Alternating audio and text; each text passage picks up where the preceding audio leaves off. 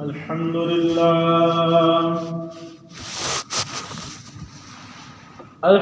لله نحمده ونستعينه ونستغفره ونؤمن به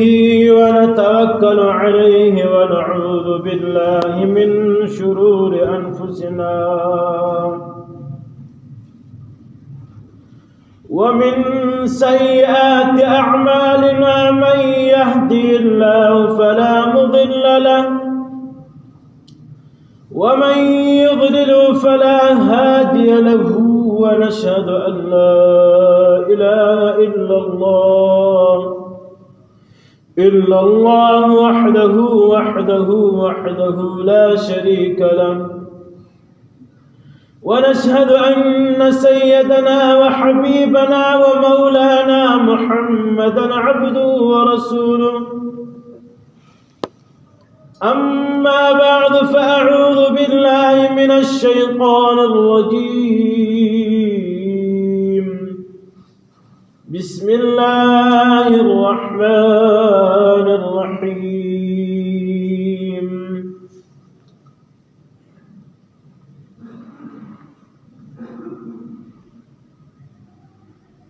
إذ قال إبراهيم لأبيه آذر أتتخذنا هزوا قال أعوذ بالله أن أكون من الجاهلين صدق الله خالقنا العلي العظيم وصدق رسول النبي الكريم ونحن على ذلك لمن الشاهدين والشاكرين والحمد لله رب العالمين. در الشريف ويسأل اللهم صل على محمد وعلى آل محمد كما صليت على إبراهيم وعلى آل إبراهيم إنك حميد مجيد.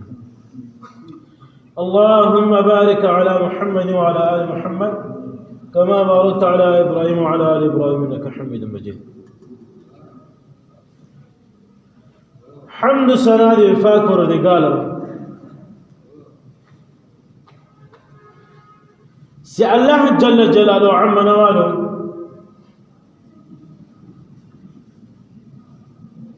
پا قرآن عظیم پاکی دو هغه اخبر بندگانو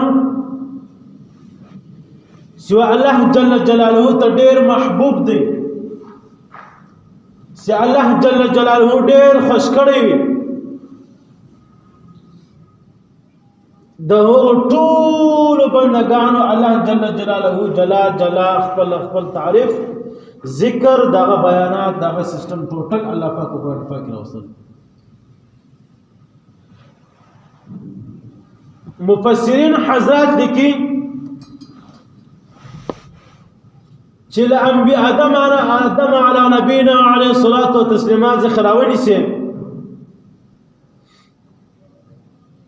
بیا تر نن تر ساعت تر داوس تر منټ تر سکند پورې چې څومره کسان په دنیا کې پیدا کېږي سوي دي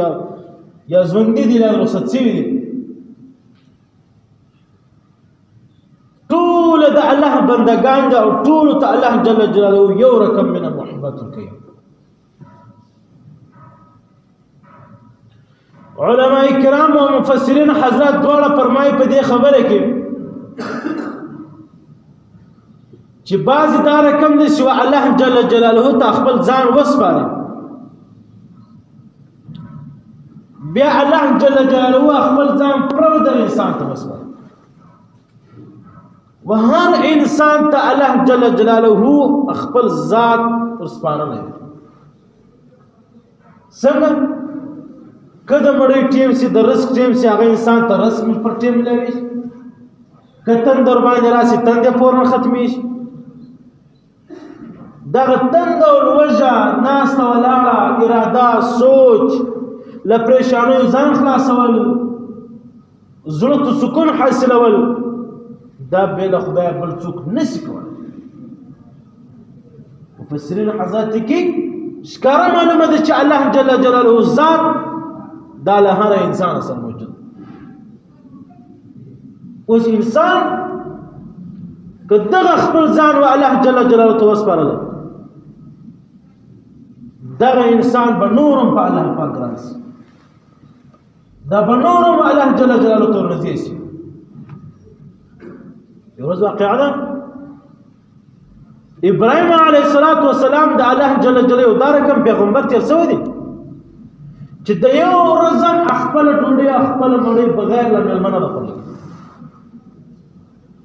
د چې بار وخت ډوډۍ خوړلې به چای کو یا به شي کولای له ځان سره به خامخا مېلمه د په دسترخوان کښېنول.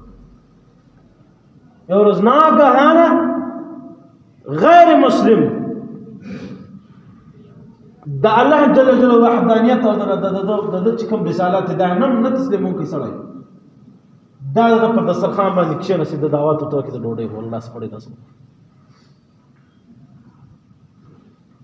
ابراهیم علیه السلام چې اوله ګوره کوله ودت په خپلې بسم الله وویل، ودت ویل ووایه بسم الله ووایه بسم الله الرحمن الرحیم، بیا د ماسې ډوډۍ شروع. هغه انسان ورته وویل چې ابراهیم تاسو په ما ډوډۍ خورئ، ستا الله په ما نه خوري، ته ما ته ډوډۍ راکړې، زه ستا کور ودانۍ وایم، زه ستا د الله ذکر نه کوم، دغه تعریف نه کوم، ما خپل کار څنګه. ابراهیم علیه السلام ته خوش ورغلی، انسان یې پورته کړي چې وایه سلام. د الله جل جلاله خوا وحی ورته راغلی چې تا ولې پسې واسنه انسان دا دومره وخت ژوندی ولې و دغه انسان ته ما په ټیم مړۍ ورکوله، په ټیم یې اوبه ورکړل، په ټیم یې ولاړوی کښېنولی مې چې څه مې زه وغوښتې ما دا ورکړه کولی.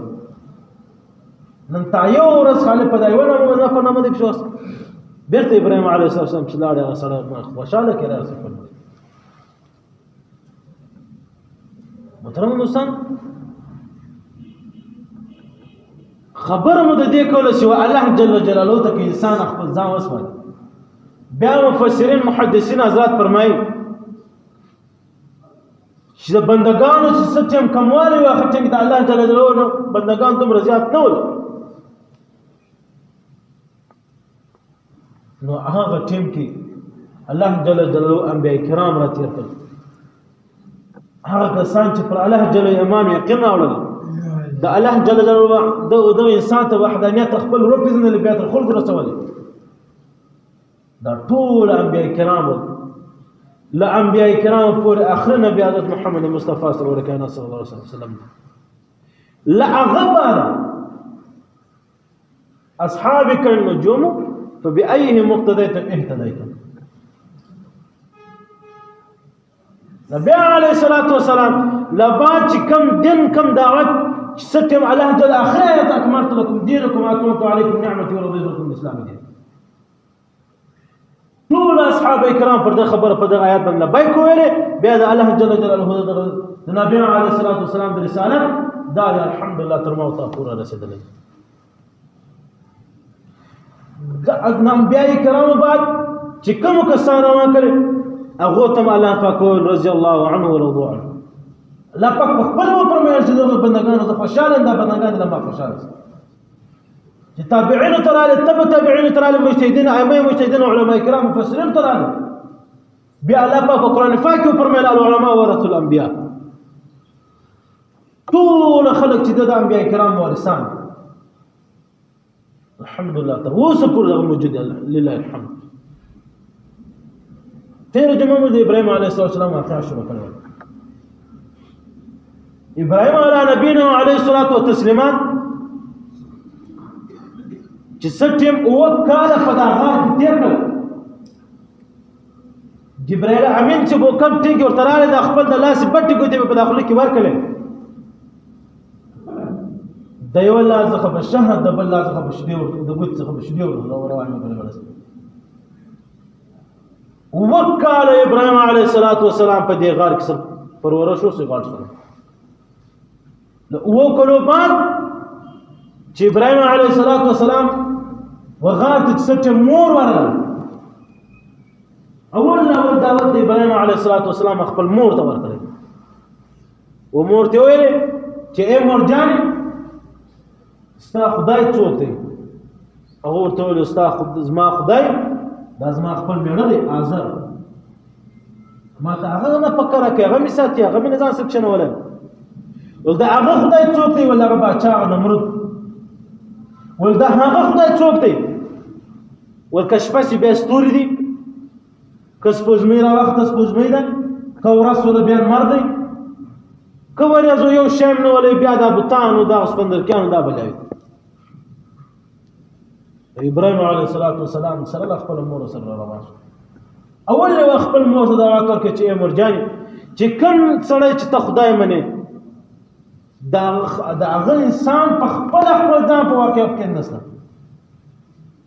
هغه انسان خپل ځان په خپله په واقع کې نسته او بل چا ته څه واک ورکړي. لاړې کور ته، لاړ چې په خبر شو چې دا مې بچی دی، هغه یې کوم چې لاړې په غار کې لوی شو. نو اول دوم دعوت یې خپل پلار ته ورکړه. پلار ته ویل چې ای پلاره ستا خدای څوک دی؟ هغه بیا د ورته ویل باچا دی. د باچا خدای څوک دی؟ دا رقم ستوري دی یا سپوږمۍ دی یا لمر دی. او نمرود په خپله ځان نه خدای جوړ کړی دی، خلک سجدې ورته کوي ته چې څه ټیم پلار ته د دې خبرې پرته راکولږی دی چې په کوم ټیم کې هغه لوی لوی جادوګرانو دا خبره وکړه چې یو کوچنی به راځي د دغه نمرود بچې به ختموي، هغه نن دغه هلک زما په اولاد کې راغلی. او کوم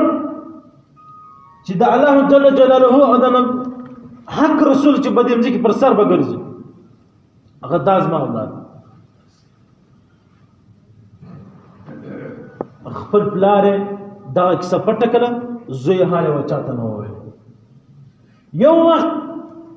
پلار یې دا سوچ وویلی چې د بوتانو یو ورځ یو میلې لګېږي،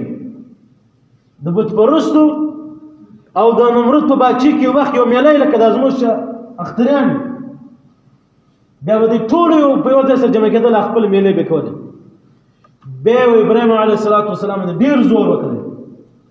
چې ته له ما سره لاړ شه دې میلې ته، هلته به ته د لوی لوی غټ غټ بلاګانې راځي او جادوګران راځي، د هغو خبرې د هغو دعوت به واورې، د دې خبرو زه به واورې، د دې کیسو زه به واورې، ځان د بجنجال او ما ته بجنجال نه پیدا کوي. ابراهیم علیه السلام چې څه ټیم دا خبره ته وکړه، د اسمان ته وکتل، ستوري ته سپوږمۍ ته وکتل، ویې فرمایل خپل ځان عاجزه یې وکړه، زه بیماره یم، د تګ نه یم. ډېر کوشش خپل پلار ورته وکړی له ما سره لاړ شه. څه ټیم پلار عاجز شو، پلار ځین لاړی، د الله جل جلاله وحی ورته راغلی و، دا بوتان ټول ولاړ او تبر در واخه دروند تبر یې ورواستې ورغلی بتخانې ته، ټولو بوتان یې مات کړل، د ټولو د خپزیو لاسونو پښې دا شان ورمات سره ویل ورته مردار یې کړ. شیطان په بتخانه کې ناست چې دا حالات یې ولیدلی، د سپین ږیري انسان په شکل کې فورن ورغلی هغه میلې ته، په زورو زورو چغه باندې ژاړي. وایي چې هغه معبودان، یعنې چې کوم تاسې به چا ته عبادت کوه هغه معبودان، هغه معبودان یې ټوله مات کړل، د چا یې سترګې لاسونو خولو پزر مات کړل، د چا یې ګر سره پوره مات کړل. دغو خلکو رامنډه کړل و خپلو حیوانانو و اسانو ته، د الله جل جلاله په حکم سره د حیوانانو ځین منډه کړل، لاړه په ځنګلو کې ځین لاړه. دا خلک راغل په پښو باندې چې ویې کتل بوتان ټوله مات دي، فورن یې وویلې ول زما مشکې دا رقم بل سړی نشته، دا یو د ځوان هلک دی چې هغه د دغه بوتانو خلاف دی، هغه د نمرود خلاف دی، هغه د ستورو د اسمان د سپوږمۍ د دې شیانو خلاف دی. ابراهیم علیه السلام به لاړې په خپل قوم کې به کښېنستلی، عمل به یې وکړي، لولی خلک راته وایستې خدای څوک، هغه به مو ورته دا لمر دی مخامخ چې ولاړ، چې ماښام به سولې هغه کسان یې بېرته راوښتل، ول خدای وخت ته نه وایي چې اوس موجود دی بعد کې بېرته ختم شي، خدای وخت ته وایي چې هغه په هر منټ په هر سکینډ کې موجود دی. بیا به نورو کسانو ورته ویل په بازار کې ورته ولاړ، ستاسې خدای څوک دغه بل ستوري، سهار به ختم سولې بیا به دغه خبره ورته وکړه. نو ځکه ته ټولو پېژندلی چې دا یو سړی یو هلک دی په منځ کې دا رقم چې ونه کړي. ابراهیم علیه السلام چې راوغوښتل، ابراهیم علیه السلام ته وویل ابراهيم عليه السلام په ځل کې لږمیا راوړته ولې ځوان الک ولې نو ټول بلاګان لولو بلای ټول شر په لاس کړل ډیر په خوش کول فورا جبرائيل امين ورته راغلی ابراهيم عليه السلام ته وویل چې دا الله رسول ما ویلېږه ورته ووایه چې هغه یو بچ پاتې دی تمر یې په لاس کې دی و هغه ته ووایه چې دا نور چا مات کړل هغه ورته دا خو نه ژغېږي ټولو خلکو ورته ویلې دا بت نه اوري نه ژغېدلی شي نه یو کار کولی شي نه د چا نه ځان ته ضرر رسولی شي نه بل چا ته ضرر رسولی نه ځان ته شر رسولی شي نه بل چا ته شر رسولی شي بیا ابراهیم علیه السلام ته وویل چې تاسې څنګه دا رقم شي عبادت کوئ چې هغه د یوه کار نه دی نه امر نه خوړلی شي نه شلی شي نه ضرر رسوي نه پیدا رسولی شي ټولو خلکو سرونه ټیټ کړل او لاړل مشوره یې وکړه د دې خبرې چې ابراهیم علیه السلام ته به سزا وکړه دوستان الله جل جلاله انبیاء کرام او رسولان و دې دنیا ته چې څه ټیم د مځکې پر سر باندې کښېني د مځکې پر سر باندې څه ټیم د انبیاء کرام رسولان سره راغلي ټول دعوت اول هغه ساده شروع کړ چې هغه په نسب کې ورنږدې وي چې هغه په کور په قبیله او په ځان ته نږدې خلک وي نبی علیه الصلاة والسلام اول دعوت وچاته اول په کوچني هلکانو کې حضرت علي کرم الله وجهه ته ورکړی او په لویانو کې په ځوانانو کې حضرت ابوبکر صدیق رضی الله تعالی عنہ ته ورکړی په ښځو کې خدیجه الکبرى محترم دوستان اول دعوت ولا خپل کور انسان شروع کوي دا نه ده چې ته بس پسې روانه یې بل کار مه کوه دا نه ده چې اولاد ته بزرګ شي تربیت ورکړو د مانځه پر ټیم لمونځ ته روزه دا شی مکروه کړي دا مه کوه دنیا دا حلال دا حرام بل شی دا ټول خپل پلار واک لري خپل نیکه واک لري پر خپل کور باندې چې خپل پلار او نیکه ځان ته عجز کوي ودې کور ته په کور کې به بختیم راځي کته حلم راځي هر شی به پرې هغه موجود په دې کور کې به جنجال به سکونی به سره خوري ولې د ملک پر حال باندې د ملک بادشاہ به الله جل جلاله سوال سره کوي د غره کوم چې سونه کښنی علاقو باندې د ضلعو پر حال باندې د ضلع د مصر ځبې کوي د کور پر حال باندې د کور له مصر زبار کوي انسان دا سوچ نه وي چې خالي خپل حساب خپل کتاب وکړي د کور ټول حساب کتاب نه انسان سره کوي کله مصر د کور او کله خپل سر خلل ولي خپل خلل بل وي زخم دی خلاص دوستان ابراهيم عليه الصلاه والسلام دا الله جل جلاله دا رقم پیغمبر دی زه د سنتونو در اوسه پورې موافق کوم دا حج دا بیت الله شریف دا د ابراهيم عليه السلام له دور ذخر روان دا اخترای کول دا د ابراهيم عليه السلام سنت موافق کوي درود ابراهيمي بعد اللهم بارك على محمد اللهم صل على محمد اللهم بارك على ابراهيم وعلى ال ابراهيم تر اوسه پورې موتا په خپل مانځ کې په خپل عبادت کې د ابراهيم عليه السلام نوم وسولي ولې د بل نبی نوم نه ابراهيم عليه السلام علماء کرام مفسرین حضرات دي کې چې ابراهيم عليه السلام چې دی دا جد الانبیاء دی یعنی دا نکته د انبیاء کرام د ابراهيم عليه السلام دو زویانو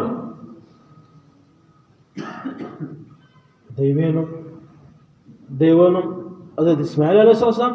حضرت اسحاق علیه السلام د اسحاق علیه السلام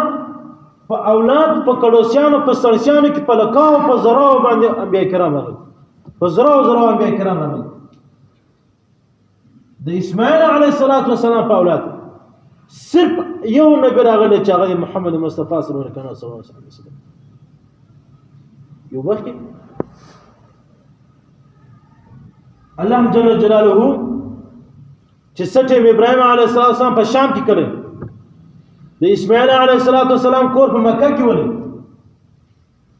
ابراهيم عليه السلام چې سټ مې اراده وکړه چې زه به ځم د اسماعیل السلام ملاقات وکړم خپل ښځه ورته وویل چې لاړې په آس به ناست یې ورکښته کېږې به نه په آس به سپور ناست یې خالي به پوښتنه پر وکړي چې اسماعیله بچی ته څنګه یې پوښتنه یې وکړه بېرته به راباندې راشي ابراهيم عليه السلام چې رالي مکې مکرمې چې سټ د اسماعیل علیه السلام کور مخ ته ودرېدلې یوه ښځه راغله ښځې ته ویل اسماعیل چیرې ول اسماعیل تللی دی د باندې ښکار نه وتلی کور حالات مو څنګه دی کور حالات بیخي خراب دي یو کار نه کوي یو روزګار نه کوي یو شی نشته وجه ده تنده ده ټول شان بېبختۍ کیسې ورته وکړې ول ښه دیم دا رقم به سپک ورته وکتل ابراهيم عليه السلام ابراهيم عليه السلام ورته ویل چې سټیم اسماعیل علیه السلام راغی سلام ورته سلام بعد ورته د خپل کور چوکاټ ته بدل کوي کاږي تاسو څنګه ابراهيم عليه السلام لاړ اسماعیل علیه السلام سره ونن مال په خپل مکه مکرمه په غلیانو کې ماته قسم خوشبره ته د خپل پلان د هغه نور ما ته راتلی مال دا ښکار کې چې زما پر مینه باندې زما پلار نه درېدلی هغه شي ته ویل اوس پنځل خرن راغی ولاړو په آس باندې او ما ته ویل څوک یې مال اسماعیل ښځه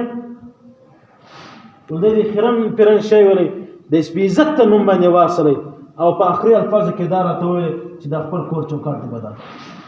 اسماعیل علیه السلام ته ویل ول چوکو د کور له چوکاټ ته مراد یې او تا طلاق دې زوج نه کړو زه بس ډېر وخت بعد ابراهيم عليه السلام بیا دغه رقم اراده وکړه د مکې مکرمې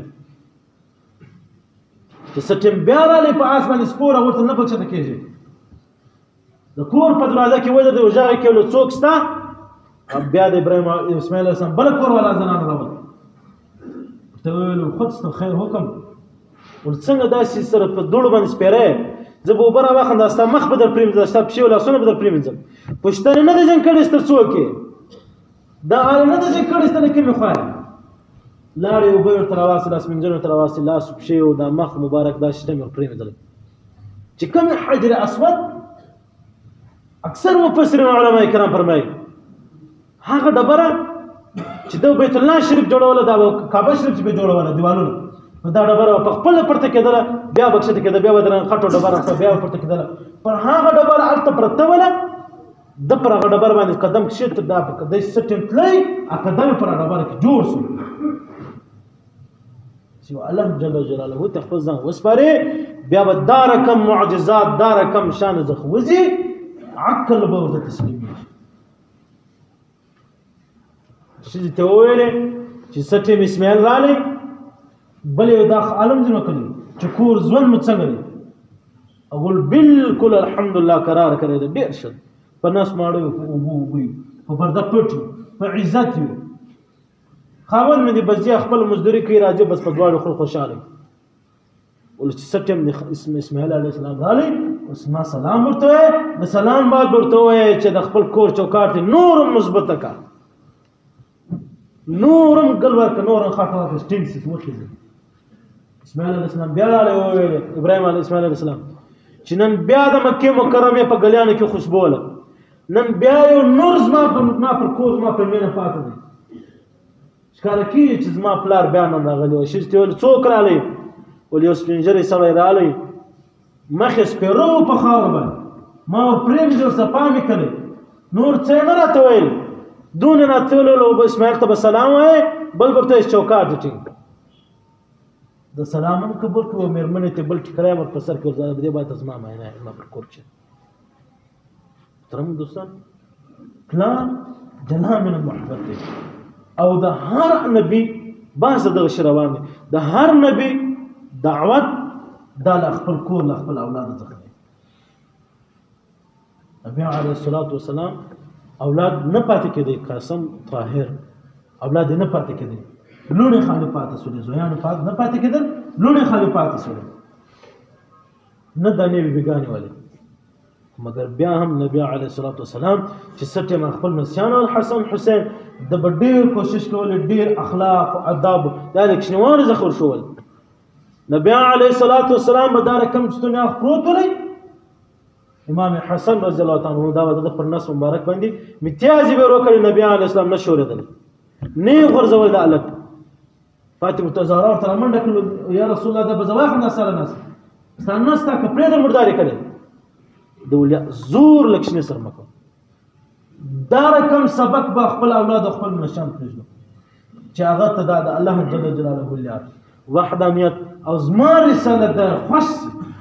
دا نو وای چې دا کوم لار ده دا نو وای چې دا وسنګ دین دی ټول خلک چې دین بیزار مونږ بل شي سورته ګران دا د خپل پیسې کې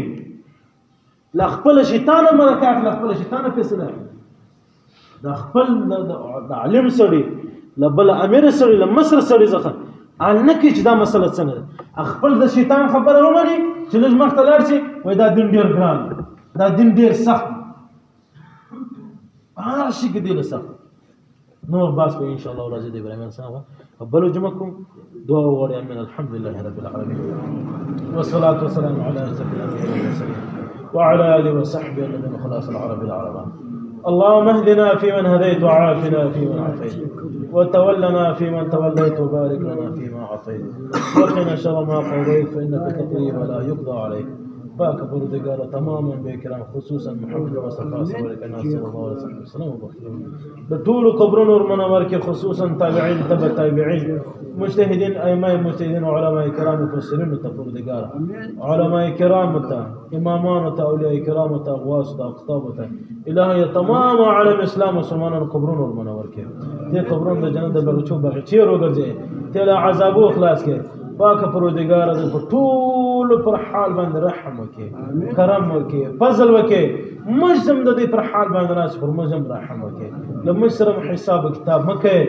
خپل غټ باچی ته وګوره خپل رحمان و رحیم ذاته بس موږ د غیر رحم وکي یو حساب کتاب مر سره کې الهي خپل فضل پر وکي ورس په قیامت د نبی علیه الصلاۃ والسلام شفاعت را نصیب کړي هر امت د نبی علیه الصلاۃ والسلام کا ګناګار دی الهي کا جنت دی ټول ته د نبی علیه الصلاۃ والسلام شفاعت نصیب کړي ټول د نبی علیه السلام تر مخ خړ ټټ سره مدر الهي تم په غټ سينو په غټ سترګې ودرې خپل فضل باندې وکي تمام مسلمانان کا بیماران کا په ګورو کې کا پسپتالو ټول ته شفای کامله